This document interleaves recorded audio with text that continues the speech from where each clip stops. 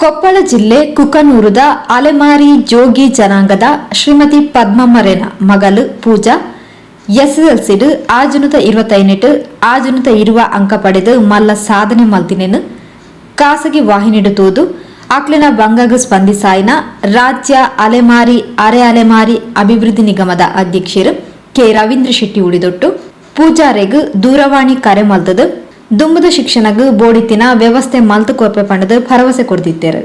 ಈ ಭರವಸೆ ಕೊರ್ನ ಪ್ರಕಾರ ಇಂಚಗ ಪೂಜಾರಿನ ಇಲ್ಲಡೆ ಭೇಟಿ ಕೊರ್ನ ರವೀಂದ್ರ ಶೆಟ್ರು ತನ್ನ ವೈಯಕ್ತಿಕ ನಿಲೆಟ್ ಪಣವ್ ಸಗಾಯ ಮಲ್ತದ ಅಭಿನಂದನೆ ಸಂದಾಯರು. ಬಂದಿರೋದು ಬಹಳ ಖುಷಿ ಆಗುತ್ತೆ. ಅವ್ರು ಬಂದು ನಾನು ಕಂಗ್ರಾಚುಲೇಷನ್ ಆ್ಯಕ್ಚುಲಿ ಫೋನ್ ಅದು ರಿಸಲ್ಟ್ ಬಂದು ಆದಮೇಲೆ ಫೋನ್ ಮೂಲಕ ಅವರು ನಂಗೆ ಕಂಗ್ರಾಚುಲೇಷನ್ಸ್ ಹೇಳಿದ್ರು, ಮನೆಗೆ ಬರ್ತೀನಿ ಅಂತ ಹೇಳಿದ್ರು. ಅವ್ರು ಇವತ್ತು ಬಂದಿದ್ದಕ್ಕೆ ನಂಗೆ ಬಹಳ ಖುಷಿಯಾಗಿದೆ. ಅವ್ರಿಗೆ ನಾನು ಥ್ಯಾಂಕ್ಫುಲ್ ಆಗಿರೋಕ್ಕೆ ಇಷ್ಟಪಡ್ತೀನಿ. ನಾ ಈಗ ಸೈನ್ಸ್ PCM ತೊಗೊಂಡಿದ್ದೀನಿ ಕೊಪ್ಪಳ ನವಚೇತನದಲ್ಲಿ. ಅದನ್ನ ಮಾಡಿ ನೀಟ್ ಪ್ರಿಪೇರ್ ಆಗಿ MBBS ಆಗಬೇಕಂತ ಅಂದ್ಕೊಂಡಿದ್ದೀನಿ. ಸರ್ನು ಹೆಲ್ಪ್ ಮಾಡಿದ್ದಾರೆ ಎಜುಕೇಷನ್ಗೆ, ಪ್ರಿನ್ಸಿಪಲ್ಸ್ಗೆ ಮತ್ತು ನಮ್ಮ ಮೊದಲನೇದಾಗಿ ನಮ್ಮ ಮಮ್ಮಿಗೆ ಮತ್ತು ಸರ್ ಇಲ್ಲಿ ಬಂದು ಹೆಲ್ಪ್ ಮಾಡಿದ್ದಕ್ಕೆ ಮತ್ತು ನಾನು ಕಂಗ್ರಾಚುಲೇಷನ್ ಆಲ್ ದಿ ಬೆಸ್ಟ್ ಹೇಳಿದ್ರೆ ಎಲ್ಲರಿಗೂ ನಾನು ಥ್ಯಾಂಕ್ಸ್ ಹೇಳಕ್ಕೆ ಇಷ್ಟಪಡ್ತೀನಿ.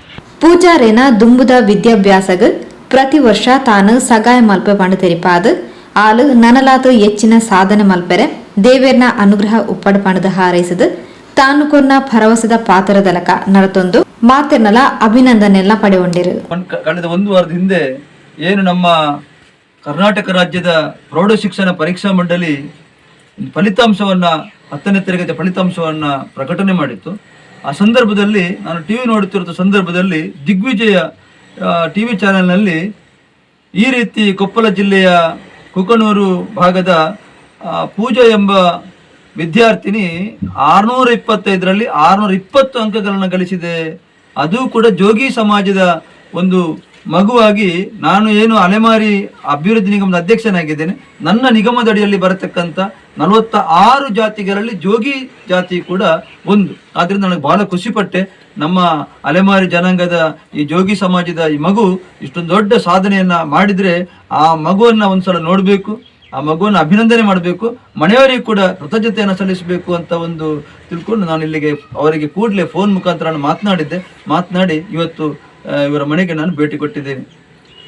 ನಮ್ಮ ನಿಗಮದಿಂದ ಯಾವುದೇ ರೀತಿಯ ಸೌಲಭ್ಯಗಳನ್ನ ಈ ಸಂದರ್ಭದಲ್ಲಿ ಕೊಡುವ ಹಾಗೆ ಇಲ್ಲ. ಆದರೆ ನಾನು ನನ್ನ ವೈಯಕ್ತಿಕ ನೆಲೆಯಲ್ಲಿ ಅವರಿಗೆ ದೂರವಾಣಿ ಮುಖಾಂತರ ನಾನು ಮಾತನಾಡಿದಾಗೆ ಅವರ ಕಲಿಕೆಗೆ ಏನೆಲ್ಲ ವ್ಯವಸ್ಥೆ ಬೇಕು ಎಲ್ಲವನ್ನು ನಾನು ಮಾಡ್ತೇನೆ ಅಂತ ಹೇಳಿದ್ದೇನೆ. ಆ ಪ್ರಕಾರ ಇವತ್ತು ಕೊಟ್ಟ ಮಾತನ್ನು ಉಳಿಸ್ಕೋಬೇಕು ಅಂತ ಅವರ ಮನೆಗೆ ಬಂದಿದ್ದೇನೆ. ನಾನು ಇವತ್ತು ಅವರ ಈಗಾಗಲೇ ಬೇರೆ ಬೇರೆ ಕಡೆ ಅವರಿಗೆ ಅಡ್ಮಿಷನ್ಗೆ ಮಾತನಾಡುವಾಗ ನಮಗೆ ಬೇರೆ ಬೇರೆ ರೀತಿಯ ಕಾರಣಗಳು ಬಂದಾಗ ಅವರು ನಿನ್ನೆ ಇಲ್ಲಿ ಪಕ್ಕದ ಕಾಲೇಜಿಗೆ ನವಚೇತನ ಕಾಲೇಜಿಗೆ ಅವರು ದಾಖಲಾಗಿಕೊಂಡಿದ್ದಾರೆ. ಅಲ್ಲಿ ಬರತಕ್ಕಂತ ಇಡೀ ಒಂದು ವರ್ಷದ ಹಾಸ್ಟೆಲ್ ಶುಲ್ಕ ಏನಿದೆ ಅದನ್ನು ನಾನು ಕೊಡ್ತೇನೆ ಅಂತ ಹೇಳಿದ್ದೀನಿ. ಇವತ್ತು ಅದನ್ನು ಅವರಿಗೆ ಕೊಟ್ಟಿದ್ದೀನಿ. ಬರತಕ್ಕಂಥ ದಿನಗಳು ಕೂಡ ಪ್ರತಿ ವರ್ಷ ಅದನ್ನು ನಾನು ಕೊಡ್ಲಿಕ್ಕೆ ದೇವರು ನನಗೆ ಶಕ್ತಿಯನ್ನು ಕೊಡ್ಲಿ ಅಂತ ಹೇಳಿ ಪ್ರಾರ್ಥನೆ ಮಾಡ್ತೀನಿ.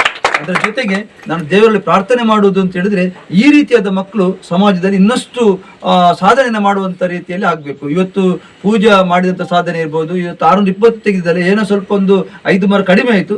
ಬರತಕ್ಕಂಥ ದಿನಗಳಲ್ಲಿ ಎಲ್ಲರೂ ಕೂಡ ಒಂದು ಶೈಕ್ಷಣಿಕ ಇವತ್ತು ನಾನು ಹೇಳಲಿಕ್ಕಿದೆ, ನಾವು ಸಂಪತ್ತು ಮಾಡ್ಬೋದು, ಆಸ್ತಿ ಮಾಡ್ಬೋದು, ಒಡವೆ ಮಾಡ್ಬೋದು, ಎಲ್ಲವೂ ಮಾಡ್ಬೋದು. ಅದು ಒಂದಲ್ಲ ಒಂದು ರೀತಿಯಲ್ಲಿ ಕಲ್ಕೊಂಡು ಹೋಗ್ಬೋದು. ಆದ್ರೆ ಒಂದು ಕದಿಯದೇ ಇರತಕ್ಕಂಥ ವ್ಯವಸ್ಥೆ ಇದ್ರೆ ಅದು ಶಿಕ್ಷಣ.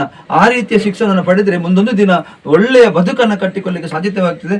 ಅದರಲ್ಲೂ ಕೂಡ ಅವರ ಅಮ್ಮ ಪದ್ಮಮ್ಮ ಅವರು ಸ್ಟೇಷನ್ ಒಂದು ದಿನಬಳಕೆಯ ವಸ್ತುಗಳನ್ನ ತಲೆಯಲ್ಲಿ ಹೊತ್ತುಕೊಂಡು ಅವರು ಮನೆಗೆ ಹೋಗಿ ಅದರಲ್ಲಿ ಬಂದಂತ ಆದಾಯವನ್ನ ಈ ಮಕ್ಕಳನ್ನ ಸಾಕಿ ಸಲಹಿಸ್ತಾರೆ ಅಂತ ಹೇಳಿದ್ರೆ ಬಹಳ ಕಷ್ಟಕರವಾದ ಜೀವನದಲ್ಲಿ ಅವರಿದ್ದಾರೆ.